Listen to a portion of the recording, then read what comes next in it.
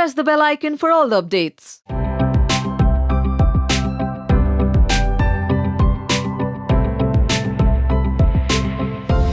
आँखें तेरी कितनी हंसी, मैं इनका आशिक जो बन गया हूँ। हर कोई शायद आपकी लव स्टोरी के बारे में जानता होगा, पर कुछ ऐसी चीजें मैं आपकी लव स्टोरी के बारे में आपसे जानना चाहूंगी। पहली मुलाकात विक्रांत से कब हुआ था, और वो पहली मुलाकात का प्यार था कि थोड़ा वक्त लगा था उस प्यार को?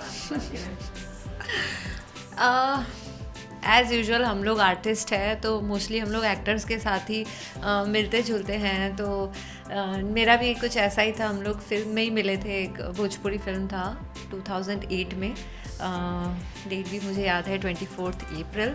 तो वहाँ पे हम लोग फर्स्ट टाइम मिले। लेकिन नहीं, उस समय फर्स्ट मुलाकात में तो कुछ नहीं हुआ था, because he was my hero in that film. तो बट वो जो शेड्यूल था वो काफ़ी भारी पड़ गया 20 दिन का शेड्यूल था। वो 20 दिन के शेड्यूल के बाद ऐसा लग रहा था कि ये शेड्यूल क्यों ख़त्म हो रहा है। इस हद तक हो गया था, मतलब कनेक्शन। बट ऐसा नहीं हुआ था कि उसी सेट पे हम लोग आई लव यू या ऐसा कुछ भी हमने बोल दिया था, ऐसा कुछ नहीं हुआ था। वो उसके बाद हुआ था। And then within 3-4 months we started staying together.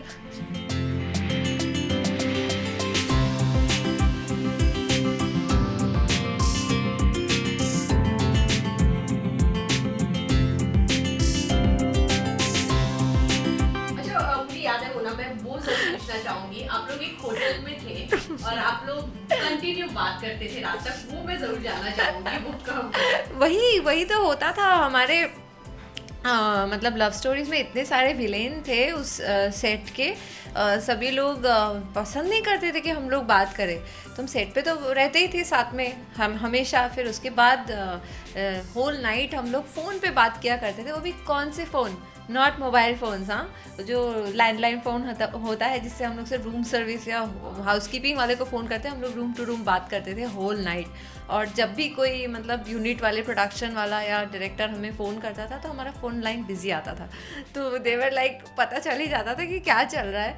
और सुबह फिर हम लोग आँख वाँख रेड करके ऐसे ऐसे करके जाते थे सेट पे।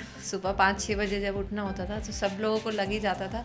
वो लोग कुछ अलग ही सोचते थे, पता है, फ़ोन तक नहीं है मैटर, ये सब सोचते थे। इसीलिए रात भर इतना जगे हुए हैं। मतलब किसने किसको प्रपोज किया था और किस तरह?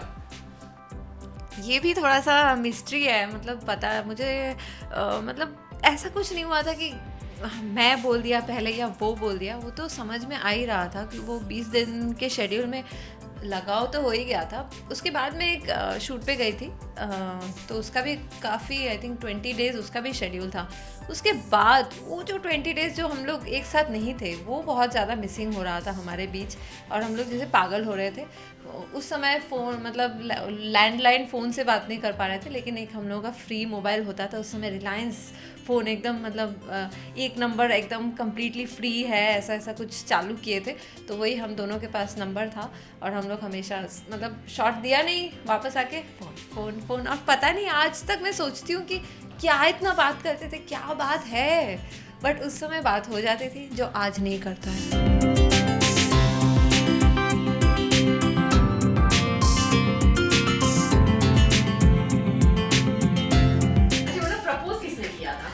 हाँ, देखो मैं टॉपिक से ही हट रही हूँ। प्रपोज एक्चुअली ऐसा कुछ नहीं, मतलब हो गया था जैसे आई लव यू यार, मतलब इस तरीके से हुआ था। ऐसा कुछ वो करके नहीं हुआ था कि प्लान करके नहीं हुआ था। जैसे हम वापस आए वहाँ से, जहाँ मैं एक सेट पे गई थी, उस शेड्यूल से वापस आने के बाद जो मैं भाग के मिली थी, वो भी जगह मुझे याद है। मैं ड्राइव करके गई जुहू बीच के पास ही था वो, होटल के पास था इनफैक्ट। तो मैं भाग के गले मिली जाके, और उस समय मतलब आई लव यू, मतलब वो जो एक था उस तरीके से हमारा हो गया था। तो ऐसे फॉर्मल कुछ नहीं था। 8